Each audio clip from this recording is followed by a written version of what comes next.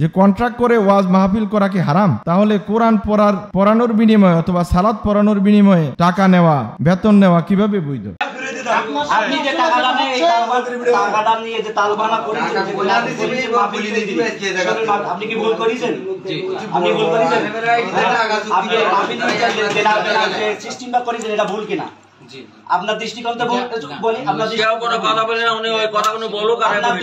দৃষ্টিকোণ থেকে ভুল হয়েছে কিনা? ভুল হয়েছে।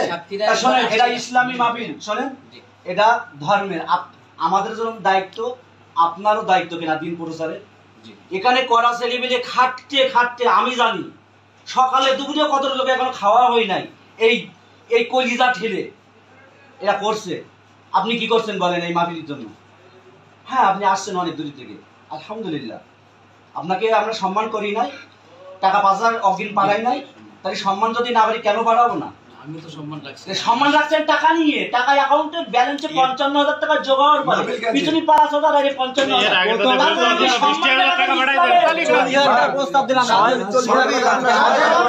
আলহামদুলিল্লাহ ওয়াসসালাতু ওয়াসসালামু আলা রাসূলিল্লাহ, আম্মা বাদ। বক্তার কন্ট্রাক্ট করে মাহফিল করা হারাম, এই সম্পর্কে কোনো সুস্পষ্ট দলিল বা হাদিস কোরআনের আয়াত নেই।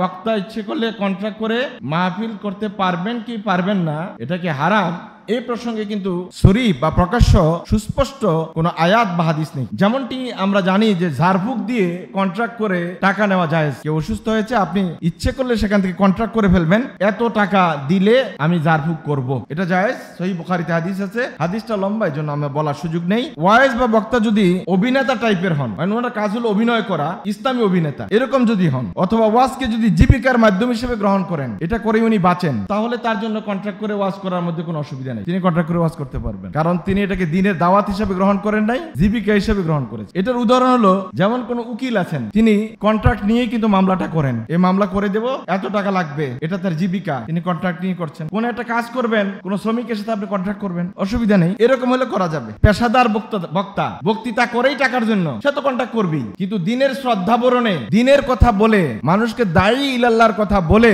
মানুষের কাছ থেকে টাকা কন্ট্রাক্ট করে নেওয়ার কোনো সুযোগ নেই। যদি আপনি বলেন যে আমি দায়ী ইলাল্লাহ, তাইলে এখানেই হবে বিপত্তি। আর যদি মনে করেন যে না, আমি দায়ীটাই কিছু না, আমি বক্তৃতা দিয়ে টাকা দিবেন, আমি গেলে মানুষ আসে জমে, অন্যান্য গায়করা যেমন আসলে বা বিভিন্ন অভিনেতারা আসলে যেমন মানুষ জমে, আমি আসলেও মানুষ জমে, এই জমে আমাকে দিয়ে জমান, এই জন্য আমাকে টাকা দিবেন, তাইলে তো কোনো অসুবিধা নেই। কারণ আপনার নিয়ত ভিন্ন, আপনার কাজও ভিন্ন, আপনার ব্যবস্থাপনাও ভিন্ন। সমস্যা হলো রাসূলুল্লাহ সাল্লাল্লাহু আলাইহি ওয়াসাল্লাম সাহাবায়ে কেরাম রাদিয়াল্লাহু তাআলা আলাইহিম আজমাইন কন্ট্রাক্ট করে ওয়াজ করেছেন, এরকম কোন হাদিস, এরকম কোন আথার, এরকম কোন আমল হাদিসের কিতাবগুলোতে নাই। যা আমি আপনাদের এলাকায় যাব, 1 ঘন্টা ওয়াজ করে দিব, 2 ঘন্টা ওয়াজ করে দিব, আপনারা আমাকে এত টাকা দিবেন, এইরকম কথার বিনিময়ে কোন সাহাবী রাসূল করিম সাল্লাল্লাহু আলাইহি ওয়াসাল্লাম সহ পূর্ববর্তী আম্বিয়া আলাইহিস সালাতু ওয়াসসালাম দাওয়াতের কাজ করেছেন, এমন কোন নজির কোরআন হাদিসে কোথাও নেই। বরং নবীগণ এবং দায়ী ইলাল্লাহ যারা ছিলেন, তাদের কাজ ছিল, সাহাবায়ে কেরামদের কাজ হলো সব সময় বিনিময় গ্রহণ না করার কথা তারা ঘোষণা দিতেন, যে আমরা দাওয়াতের কাজ করি, কোনো বিনিময় নেই না। আল্লাহ সুবহানাহু ওয়া তাআলা ওইসব দায়ীদের অনুসরণ করতে আমাদেরকে নির্দেশ দিয়েছেন, যারা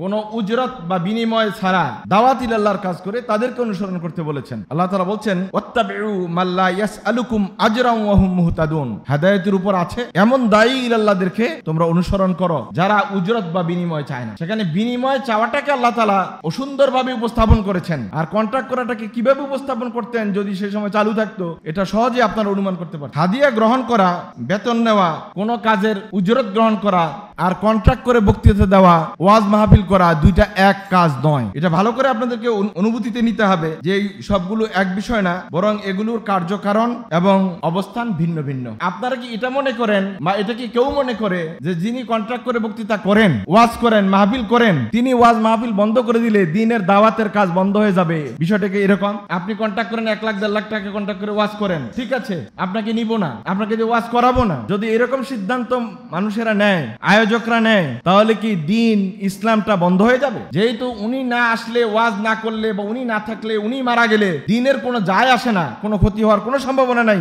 সুতরাং এই ধরনের কন্ট্রাক্ট করে ওয়াজ করা কোনো বৈধতাও নাই। এটা হলো ওই প্রশ্নের উত্তর দিচ্ছি যারা বলছেন কোরআন শরীফ পড়াইয়া মাদ্রাসায় মুক্তবে হুজুররা বেতন নেয় কিভাবে। হ্যাঁ, এটা ভুল নেওয়ার মূল নীতি হলো, ওলামায়ে কেরাম বলছেন, এটা মূল কারণ হলো ওইটা না করলে দিন ক্ষতিগ্রস্ত হওয়ার সমূহ সম্ভাবনা আছে। আলেম তৈরি হবে না, কারি তৈরি হবে না, ইমাম তৈরি হবে না, সহিহ কেরাত থাকবে না, নামাজ পড়ানোর জন্য লোক থাকবে না, মিম্বরগুলো খালি পড়ে থাকবে, ওখানে দিনের বড় ক্ষতি হওয়ার সম্ভাবনা আছে। সুতরাং ওইখানে বিনিময় নিয়ে করার ব্যবস্থা চালু রাখার জন্য উলামায়ে কেরাম মুত্তাফাক আলাইহি ফতোয়া দিয়েছে। এবং ওই প্রসঙ্গে হাদিসও আছে। আল্লাহ রাসূল সাল্লাল্লাহু আলাইহি সাল্লাম বলেছেন, হাদিস বুখারী তান ইবনে আব্বাস রাদিয়াল্লাহু তাআলা আনহু قال قال النبي صلى الله عليه وسلم ان احق ما اخذتم عليه اجرا كتاب الله, তোমাদের জন্য হক হলো, তোমাদের পাওনা চাহিদা হলো, তোমরা আল্লাহ তাআলার কিতাবের বিনিময়ে তোমরা উজরত নিতে পারবে।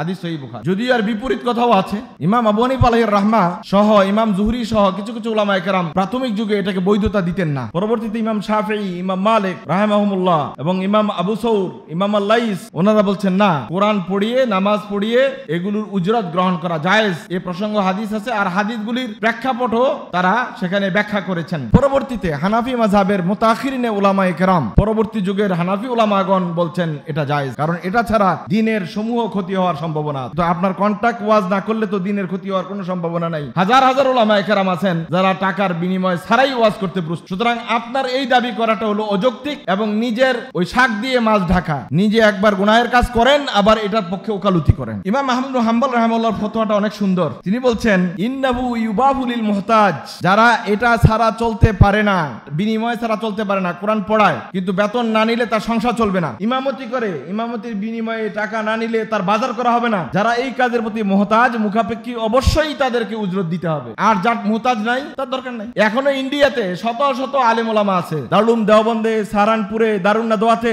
আপনারা খোঁজ নিলে দেখবেন এখনো শত শত আলেম ওলামা আছে, আসে যায়, ক্লাস করে ফ্রি, 1 টাকা নেয় না, ক্লাস করে যায় ফ্রি, যাওয়ার সময় আবার মাদ্রাসা ফান্ডে টাকা দিয়ে যায়, এতিমখানায় টাকা দিয়ে যায়, আবার এতিমদেরকে গাড়িতে করে বাসায় নিয়ে যায়। এদেরকে আল্লাহ তাআলা এমন সম্পদ দিয়েছেন যে তারা মানুষের কাছে হাত পাততে হয় না, মানুষদেরকে তারা দান করে। যদি আলেম এমন হয় যে তার ওইরকম টাকা আছে ইমাম আবু হানিফার মতো, তাহলে আপনার জন্য ওই নামাজ পড়িয়ে টাকা নেওয়া, কোরআন শরীফ পড়িয়ে টাকা নেওয়া, এটা আপনার জন্য উচিত নয়, যদি ওই তৌফিক আল্লাহ তাআলা আপনাকে দান করেন। আমার মনে হয় ইমাম আহমদ বিন হাম্বল রাহিমাহুল্লাহ যে ফতোয়াটি দিয়েছেন এটা খুবই সুন্দর। এবং ইমাম আহমদ বিন হাম্বল এটাও বলছেন, উজরাতুত তালিমে খায়রুম মিন জাওয়াইজিস সুলতান, সরকারের কাছ থেকে, রাষ্ট্রের কাছ থেকে কোনো জায়েজা নেওয়া, কোনো উজরত নেওয়া, কোনো পুরস্কার নেওয়ার চেয়ে মানুষদেরকে পড়াইয়া টাকা নেওয়া এটা উত্তম। আর আমরা তো সবসময় সরকারের পিছে পিছে থাকি, কিছু পাই কিনা, কিছু পাই কিনা। আল্লাহ সুবহানাহু ওয়া তাআলা কোরআনুল কারীম সূরাতুশ শুআরা আয়াত নম্বর 127, 145, 164, 180 এই 4টা আয়াত একটা সূরার মধ্যে আল্লাহ তাআলা বর্ণনা করেছেন। সেখানে নবী হুদ, লূত এবং শুআইব আলাইহিস সালাতু ওয়াস সালামদের এবং অন্যান্য নবীদের কথা বর্ণনা করেছেন। সেখানে সব নবীরা এক যুগে বলেছেন, ওমা আসআলুকুম আলাইহি মিন আজরিন ইন আজরিয়া ইল্লা আলা রাব্বিল আলামিন, আমরা তোমাদের কাছে কোনো প্রতিদান চাই না, উজরত চাই না, উজরত একমাত্র চাইবো আল্লাহ তাআলার কাছে, রাব্বুল আলামিনের কাছে। এটা হলো একজন পারফেক্ট দাঈ আল্লাহর কাজ, যিনি আল্লাহ তাআলার সন্তুষ্টির জন্য দাওয়াতের কাজটা করবেন। সুতরাং দয়া করে ওই দাওয়াতের দাবিও করবেন, আবার কন্টাক্টও করবেন, দুইটা এক জায়গায় হবে না। আপনি বলে দেন আমি ইসলামিক বক্তা, ইসলামিক অভিনেতা, আমাকে নিলে এত টাকা লাগবে, তাহলে কন্টাক্ট করে আপনার জন্য জায়েজ। দাঈ আল্লাহর লোগো বিক্রি করবেন, নবীদের দাওয়াত ও তাবলীগের লোগো বিক্রি করবেন, সাহাবায়ে কেরামদের সুন্নাহ বিক্রি করবেন, আর এটাকে কন্টাক্ট করবেন, এই দুইটা এক জায়গায় হইতে পারে না। আর এটাকে জায়েজ করার জন্য কোরআন পড়ে নেওয়া জায়েজ, তাইলে আমরা ওয়াজ করে নেওয়া জায়েজ না কেন? এই কিয়াস করে তো কিয়াস মাল ফারেক, এটা বাতিল কিয়াস, এই কিয়াসের কোনো ভিত্তি নাই। এটা হলো নিজের দোষটাকে ঢাকার জন্য উল্টা আর একটা যুক্তি প্রদর্শন করা। কোরআনে কারীমে আল্লাহ রাসূল সাল্লাল্লাহু আলাইহি ওয়াসাল্লামকে আল্লাহ সুবহানাহু ওয়া তাআলা বলেছেন, উল মা সাআলতুকুম মিন আজরিন ফাহুয়া লাকুম ওয়া ইন আজরিয়া ইল্লা আলাল্লাহ ওয়া হুয়া আলা কুল্লি শাইইন শাহীদ। সূরাতুস সাবা আয়াত নম্বর 47। ঠিক তেমনি আল্লাহ সুবহানাহু ওয়া তাআলা রাসূল আকরাম সাল্লাল্লাহু আলাইহি ওয়াসাল্লামকে সূরা সাদ আয়াত নম্বর 86 সেখানে বলেছেন, উল মা আসআলুকুম আলাইহি মিন আজরিন ওয়া মা আনা মিনাল মুতাকাল্লিফিন। সমস্ত নবীরা যে ঘোষণা দিয়েছেন, আল্লাহ রাসূলকে ঠিক একই কথা বলার জন্য আল্লাহ তাআলা বলছেন যে আমার দাওয়াতের কাজে আমি কোনো কি নেই না, কোনো উজরত নাই, আসো দ্বীনের পথে, এবং এটার জন্য বেছে বেছে আমি দাওয়াত দেই না। ধনী মানুষ, ভালো মানুষ দেখে দেখে দাওয়াত দেওয়া, এই কাজও আমরা করি না। আমাদের দেশে এমন বহুত মুরিদ পীর আছে যারা মুরিদ বানায় দেখে দেখে। পয়সাওয়ালা লোকেরা মুরিদ হলে তাদের জন্য এক ব্যবস্থাপনা থাকে, গরিবদের জন্য আরেক ব্যবস্থাপনা থাকে। বিশ্বাস না হলে যেয়ে দেখবেন, পরীক্ষা করে দেখবেন, গরিব মুরিদের এক ব্যবস্থাপনা, ধনী মুরিদের আরেক ব্যবস্থাপনা। আর কিছু কিছু এ গ্রেডের, এ প্লাস গ্রেডের পীর আছেন, তারা কখনোই গরিবদেরকে মুরিদেই করে না, কারণ এখানে মুরিদ করা মানে পুরাই লস, এখানে ইনভেস্ট করে লাভ নাই। আল্লাহ তাআলা আমাদেরকে বুঝার আমল করার তৌফিক দান করুক, আমিন।